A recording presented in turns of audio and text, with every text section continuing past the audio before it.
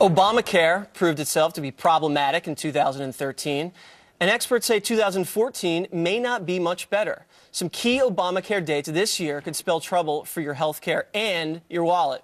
The author of Beating Obamacare, Betsy McCoy, joins us now. Good morning. Happy New Year, Betsy. Yeah, Happy New Year to you. So January 1st. So happy. Right. January 1st, the mandate kicks in. What does that mean for most Americans? Okay, this law says that beginning today, legal residents of the United States must have what the government defines as adequate health care coverage. So if you're not in Medicare, that's for seniors. If you're not in Medicaid, that's for the poor. If you're not on TRICARE for veterans, then either your employer has to provide adequate coverage or you have to go out and buy it yourself. And that's why many people are being told they have to go to these Obamacare exchanges and sign up for health care. But here's the irony. Today, millions more people are uninsured than yesterday. Right. Because of this law. On one side of the ledger, 6 million cancellations so far. You've heard about them.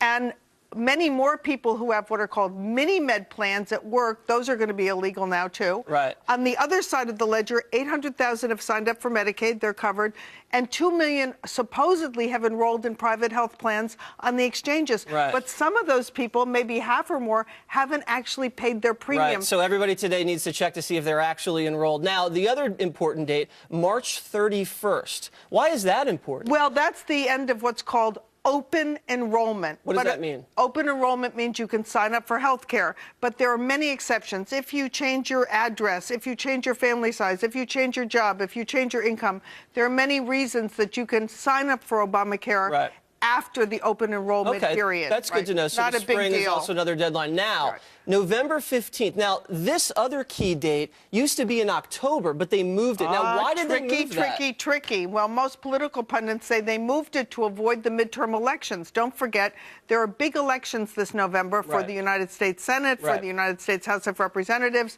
and Democrats are so afraid that people will see how much higher premiums are next year. They're already up 41% this year compared with last year. So but they don't want people year, going to the polls already seeing the premiums jacked up and then taking it out on the Democrats. So they wanted to delay the open enrollment period next year till after the election. Pretty cagey. Right. Now, well, it's political. So December 31st, the final key date this year. That's not going to be happy news because it's widely expected that even more millions of people will be uninsured than right now. And here's why. Employers are likely to do exactly what they did last year. Anticipating the employer mandate, which now kicks in 2015, employers are going to start pushing their workers down to part-time status, to avoid the mandate. They're going to look at the cost of these new requirements for health insurance, the government design plan, which adds $1.79 an hour to the cost of an employee. Right. So next year could be even more tragic for a lot of maybe Americans another 20 million according to some people. Betsy, thank you very much. Happy New Year. Everybody read your book.